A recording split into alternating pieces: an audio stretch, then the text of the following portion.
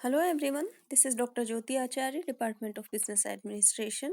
Today we will discuss about sources of finance. आज का हमारा अध्ययन का विषय है वित्त के स्रोत या वित्त के साधन। देखिए लास्ट लेक्चर में मैंने शॉर्ट में बताया था कि कौन कौन से सोर्सेज होते हैं और फाइनेंस या फंड का मीनिंग भी बताया था। तो आज हम सोर्सेज के बारे में डिटेल में स्टडी कर रहे हैं। तो सबसे पहली बात तो ये है कि हम सभी जानते हैं कि जब किसी भी उद्यम का जो प्रवर्तन किया जाता है और उसके और भी कई जो काम किए जाते हैं उसमें फाइनेंस की आवश्यकता होती है, जिनकी पूर्ति कई साधनों या स्रोतों से की जा सकती है। इसके लिए कई सोर्सेज होते हैं, लेकिन ये सोर्सेस कौन कौन से होते हैं? देखिए एक तो कई तरह से हम इसकी स्टडी कर सकते हैं, जैसे इंटरनल एंड एक्सटर्नल सोर्सेस होते हैं। तो इंटरनल में प्राइवेट जो आपका मनी होती है या निजी धन जो होता है वो लाभों का पुनः विनियोग, डेप्रिसिएशन फंड आदि कई सारे आ जाते हैं। और एक्सटर्नल सोर्सेज में debenture, shares, public deposit, financial institutes, कई सारी चीजें आ जाती हैं। लेकिन हम अध्ययन के जो हिसाब से हम इसको दो भागों में बांटकर अध्ययन करेंगे, और वो पहला है सोर्सेस ऑफ फिक्स्ड कैपिटल। उसमें सबसे पहला लेते हैं हम शेयर्स। शेयर कहते किसे हैं, अंश किसे कहते हैं?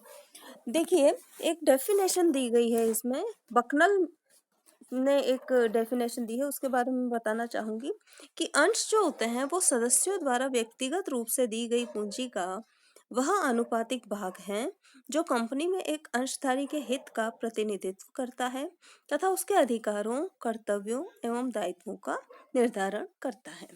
अच्छा, जो ये शेयर्स होते हैं ये कितने प्रकार के होते हैं? सबसे पहले इक्विटी शेयर होते हैं या ऑर्डिनरी शेयर, जो कि सामान्य अर्थों में समता या साधारण अंश कहलाते हैं, और ये पूर्वाधिकार अंश नहीं है। और भाषा में, दूसरे शब्दों में अगर हम कहें तो जिन अंशधारियों को विनियोजित पूंजी के प्रतिफल में लाभांश तथा कंपनी की दशा में पूंजी में से हिस्सा पूर्वाधिकार अंशधारियों को चुकाने के बाद में मिलता है, तो उन्हें समता या साधारण अंश के नाम से जाना जाता है। नेक्स्ट है पूर्वाधिकार अंश किसे कहते हैं?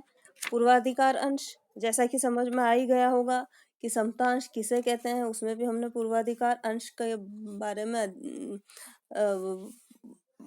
स्पष्ट किया है। तो पूर्वाधिकार अंश जो होते हैं, समता अंशों की अपेक्षा जिन अंशों पर विशेष अधिकार होते हैं उन्हें पूर्वाधिकार या अधिमान अंश कहते हैं। पूर्वाधिकार अंश वे अंश होते हैं जिनको एक निश्चित दर से प्रतिवर्ष लाभांश पाने एवं कंपनी के समापन की दशा में पूंजी वापस पाने का सबसे पहले अधिकार होता है।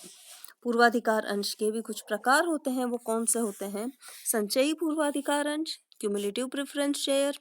ऐसे अंश के घटकों को बकाया लाभांश प्राप्त करने का अधिकार रिजर्व रहता है या संचित रहता है। असंचयी पूर्वाधिकार अंश या नॉन क्यूमुलेटिव प्रेफरेंस शेयर्स, इस प्रकार के अंशों के धारकों को किसी वर्ष का लाभांश का भुगतान न करने की स्थिति में लाभांश को अगले वर्ष के लिए संचित करने का अधिकार नहीं होता है। सहभागी पूर्वाधिकार अंश को एक निश्चित दर से लाभांश देने के पश्चात समता अंशधारियों को एक निश्चित दर से लाभांश दिया जाता है। इसके उपरांत भी यदि लाभांश दिया जाता है और राशि बचती है तो इस शेष राशि में से ऐसे अंशों के घटकों को अतिरिक्त लाभांश दिया जाता है। असहभागी पूर्वाधिकार अंश, नॉन पार्टिसिपेटिंग पर प्रेफरेंस शेयर्स, ऐसे अंशों के धारकों को केवल एक निश्चित दर से लाभांश प्राप्त करने का अधिकार होता है। परिवर्तनीय पूर्वाधिकार अंश, कन्वर्टेबल प्रेफरेंस शेयर्स, ऐसे अंशों के घटक अंतर्नियम में वर्णित व्यवस्थाओं के आधार पर एक निश्चित अवधि या निश्चित समय तक अपने अंशों को समता अंशों में परिवर्तन करा सकते हैं। अपरिवर्तनीय पूर्वाधिकार अंश, नॉन कन्वर्टेबल प्रेफरेंस शेयर्स, ऐसे अंशों के घटक अपने पूर्वाधिकार अंशों को समता अंशों में परिवर्तन का अधिकार नहीं रखते हैं। शोधनीय पूर्वाधिकार अंश, रिडीमेबल प्रेफरेंस शेयर्स, कंपनी अधिनियम की में कंपनियों को शोधनीय पूर्वाधिकार अंश निर्गमित करने का अधिकार है। ऐसे अंशों पर प्राप्त पूंजी को निर्गमन की शर्तों के अनुसार एक निश्चित अवधि के पश्चात वापस लौटाया जा सकता है, पश्चात तक वापस लौटाया जा सकता है। अशोध्य पूर्वाधिकार अंश इररिडेबल प्रेफरेंस शेयर्स ऐसे धारकों को जीवन काल में न्यायालय की अनुमति के बिना पूंजी का भुगतान नहीं किया जा सकता है। कंपनी के समापन पर ही भुगतान प्राप्त किया जा सकता है। तो इस प्रकार ये पूर्वाधिकार अंशों के बारे में हमने अध्ययन किया, ये हमने अंश के बारे में पढ़ा है। अब हम लेते हैं डिबेंचर। डिबेंचर किसे कहते हैं, मीनिंग समझ लेते हैं डिबेंचर का। यह शब्द जो है लैटिन भाषा के डिब्रे नामक शब्द से लिया गया है, जिसका अर्थ ऋणी होने से है। इस प्रकार ऋण पत्र का अर्थ ऐसे प्रलेख या डॉक्यूमेंट से है जो ऋण लेने का कार्य अथवा उसकी स्वीकृति देता है। और दूसरे शब्दों में हम कहें तो ऋण पत्र कंपनी द्वारा दिया गया एक डॉक्यूमेंट होता है या प्रलेख होता है जो इस बात का प्रमाण है कि उसके धारक ने उस प्रलेख में उल्लिखित ऋण कंपनी को दिए हैं। इसी पूर्वाधिकार अंश और सामान्य अंश की तरह ऋण पत्रों के भी कई प्रकार होते हैं, जैसे वाहक ऋण पत्र, बियरर डिबेंचर, पंजीकृत ऋण पत्र रजिस्टर्ड डिबेंचर, रक्षित या बंधक ऋण पत्र सिक्योर्ड और मॉर्गेज्ड डिबेंचर, असुरक्षित या साधारण ऋण पत्र अनसिक्योर्ड ऑर्डिनरी डिबेंचर, शोधनीय ऋण पत्र रिडीमेबल डिबेंचर, अशोधनीय ऋण पत्र रिडीमेबल डिबेंचर्स, परिवर्तनशील ऋण पत्र कन्वर्टेबल डिबेंचर, अपरिवर्तनशील ऋण पत्र नॉन कन्वर्टेबल डिबेंचर। इस तरह हमने शेयर्स के बारे में अध्ययन किया और डिबेंचर के बारे में। अब लेते हैं स्पेसिफिक फाइनेंशियल इंस्टीट्यूट्स कौन कौन से होते हैं। जो स्पेसिफिक फाइनेंशियल इंस्टीट्यूट हैं, स्थायी पूंजी प्राप्त करने के ये विभिन्न स्रोत में विशिष्ट वित्तीय संस्थाओं को भी महत्वपूर्ण स्रोत माना गया है। भारत में उद्यमी को वित्त प्रदान करने के लिए कुछ संस्थाएं स्थापित की गई हैं। वो संस्थाएं कौन कौन सी हैं, जैसे भारतीय औद्योगिक वित्त निगम IFCI और राज्य वित्त निगम स्टेट फाइनेंशियल कॉरपोरेशन, औद्योगिक साख एवं वित्त निगम the industrial credit and investment corporation of India ICICI, UTI unit trust of India,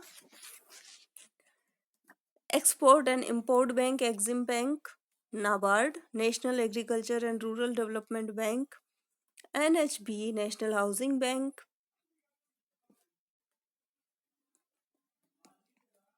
SIDBI small industrial development bank of India, LIC life insurance corporation of India.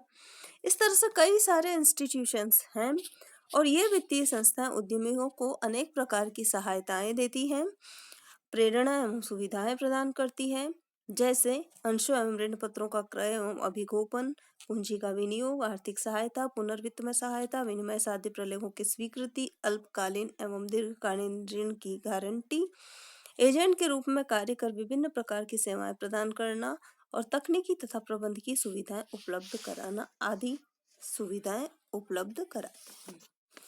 अब देखिए हम आते हैं सेकंड पॉइंट पे। फर्स्ट तो हो गया सोर्सेज एंड फिक्स्ड कैपिटल, उसमें शेयर्स के बारे में हमने स्टडी किया, डिबेंचर किया और स्पेसिफिक फाइनेंशियल इंस्टीट्यूशंस के बारे में बताया है। अब देखिए सोर्सेज ऑफ वर्किंग कैपिटल। सबसे पहले लेते हैं कॉमर्शियल बैंक। इसका मीनिंग समझ लेते हैं। सबसे पहले व्यापारिक बैंकों का तात्पर्य ऐसी संस्थाओं से है जो व्यवसाय एवं उद्योग के लिए अल्पकालीन वित्तीय सुविधाएं उपलब्ध कराती हैं, जैसे साधारण ऋण देकर, अधिविकर्ष यानी कि बैंक ओवरड्राफ्ट की फैसिलिटी देकर, नकद साख देकर, कैश क्रेडिट देकर, विनिमय पत्रों को बुनाकर, बिल्स ऑफ एक्सचेंज को बुनाकर, अंशों एवं ऋण पत्रों की खरीद पर गारंटी देकर, बंधक ऋण देकर आदि तरह के सहायता प्रदान करती है। तो व्यापारिक बैंक दीर्घकालीन एवं अल्पकालीन वित्त भी प्रदान करते हैं। सेकंड पॉइंट लेते हैं पब्लिक डिपॉजिट्स। क्या अर्थ होता है इसका? सामान्यतः जन निक्षेप का अर्थ आर्थिक लाभ कमाने के उद्देश्य से जनता द्वारा अपनी छोटी छोटी बचतों को निश्चित दर पर निश्चित समय के लिए किसी औद्योगिक एवं व्यापारिक संस्थाओं में जमा कराने से होता है। अन्य शब्दों में हम कहें तो जब जन साधारण की छोटी छोटी बचतों का औद्योगिक इकाइयों में बिना किसी वैधानिक कार्यवाही को पूरा किए इस शर्त पर विनियोग स्वीकार किया जाता है कि जमा राशि मांगने पर देय होगी, तब ऐसे विनियोग को जन निक्षेप कहते हैं। ये निक्षेप 6 माह से 1 वर्ष तक की अल्पावधि के लिए स्वीकार किए जाते हैं।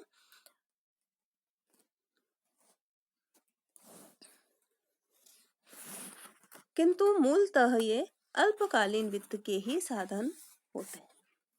नेक्स्ट लेते हैं लाभों अथवा आय का पुनः विनियोग, प्लफिंग बैक ऑफ प्रॉफिट्स और इनकम। इसका अर्थ क्या है? जब कोई कंपनी अपने पूरे लाभों को स्वामियों में विभाजित न करके समस्त अथवा कुछ भागों को पुनः व्यवसाय में लगा देती है तो इसे लाभों का आय का पुनः विनियोजन कहा जाता है। नेक्स्ट है लीज फाइनेंस या लीज या पट्टे पर वित्त। इसका क्या अर्थ है? लीज या पट्टे पर वित्त का अर्थ एक ऐसे स्रोत से है जिसके अंतर्गत वित्त नकद के रूप में प्राप्त न होकर मशीन, उपकरण या पूंजी संपत्ति के रूप में प्राप्त होता है। दूसरे शब्दों में हम कहें तो पट्टे पर वित्त एक ऐसी प्रक्रिया है जिसमें वित्त प्राप्त करने वाली संस्था किसी लीजिंग कंपनी से संपर्क करती है।